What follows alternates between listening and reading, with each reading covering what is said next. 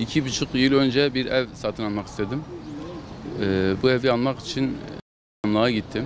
Evi Diyarbakır merkeze bağlı Kozan Köyü muhtarı Resul Durmuş'tan aldım.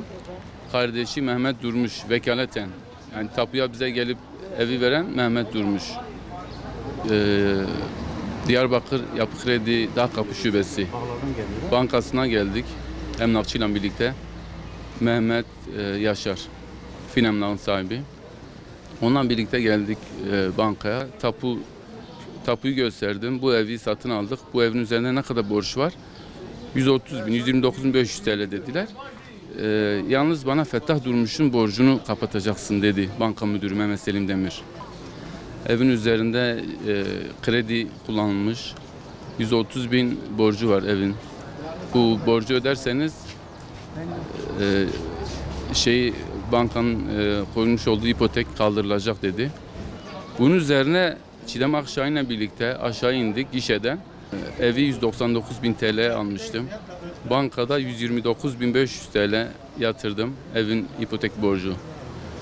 525 TL'de fek ücreti ödedim. 30 TL'de para yatırma dekontu dahil aldılar. Parayı ödedikten sonra 3 gün içerisinde Çiğdem Hanım vardı bankada. Çiğdem Akşahin. 3 gün sonra tapu dairesine gidip sorabilirsiniz, ipotek kalkmış olacak. Ben de 3 gün sonra gittim, tapu dairesine ipoteğin kalkmadığını öğrendim. Bankaya tekrar geldik, emlakçıyla birlikte. İpoteğin henüz kalkmadığını söyledik. Banka yani bir hafta 10 gün sürebilir dedi. Bir 10 gün sonra tekrar tapu dairesine gittim, ipoteğin kalkmadığını öğrendim. Bankaya müracaat ettik ve yanlış hesabı kapattıklarını söylediler. Yani Resul Durmuş'un 2 evi varmış. Diğer borcu yani banka müdürü Mehmet Selim Demir ve personeli Çiğdem Akşahin. Bu ikisinin hatası sonucu yanlış beni yönlendirmelerinden dolayı yanlış hesabı kapatırmışız. Fettah Durmuş'un adına kredi çekilmiş olan dairenin borcunu banka bana kapattırdı. Yani bunu düzelteceğiz dediler. 2,5 yıldır düzeltmiyorlar. Defalarca geldim bankaya. Banka ihtarname çektim genel merkeze. CİMER'e yazdım olayı. CİMER'e yazdıktan sonra beni aradılar. Gelin biz daireni fek yapacağız. Üzerindeki ipotek kaldıracağız dediler. Geldim, imza attım ve 3-5 gün sonra tekrar genel merkez kabul etmemiş. Her defasında bankanın genel merkezinin kabul etmediğini söylüyorlar. Yaptığımız başvuruların hiçbirine yanıt yok. 2,5 yıldır bu şekilde koşturuyorlar beni. Bankaya gidiyorum, tapu dairesine gidiyorum, evi aldığım şahıslara gidiyorum, emlakçıya gidiyorum. Hiçbir şekilde bana yardımcı olmadılar. Bankanın koymuş olduğu ipoteği kaldırmadılar. Evet, yani biz ilk zaten olay patlak verdikten sonra Resul Durmuş yani 15 gün içerisinde ben bu borcu ödeyeceğim dedi kendisi. Ondan sonra yine ödemedi. Daha sonra 1 ay 2 ay müsaade istediler. Bu şekilde yani 2,5 yıldır ödemiyorlar yani. Her defasında işte mercimek çıksın ödeyeceğiz. Ondan sonra yani kendileri çiftçi. Destekleme geliyor. Ödeyeceğiz. Bir türlü ödemediler.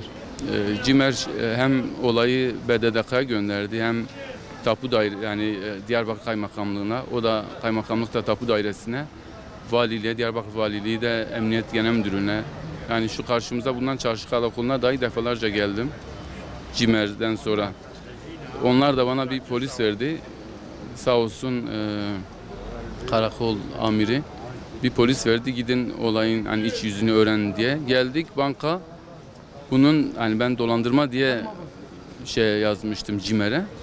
İşte banka müdürü gelen polis arkadaşa dolandırma değil, yani bizim personelin yaptığı bir yanlışlık, bir hatadır. Peki bu hatayı düzeltin. Niye düzeltmiyorsunuz? Mahkeme kararı gerekiyor. Mahkeme kararı olmasa bu düzelmiyor. Yani bankanın ifadesi bu. Banka müdürü ve banka personeli, bunlar olay patlak verdikten sonra benim merkezi arayıp şikayette bulunduktan sonra yerleri değiştirildi bunların.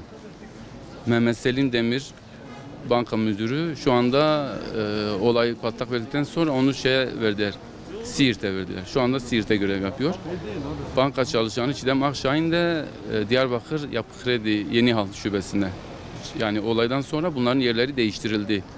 BDDK bankayı savunmuş. Yani banka suçu olmasa bu iki personelin yerini niye değiştirsin? 2,5 yıl önce 129.000 TL ödemiştim. Yani yaklaşık bu 2,5 yıl içerisinde banka git gel, ihtarname hazırla. Yani en az bir 200.000'e yakın zararım var. Yetkililerden isteğim bir an önce bu konunun yani düzeltilmesi için bankaya bir uyarıda bulunmaları. Yani yapmış oldukları hatayı düzeltmiyorlar.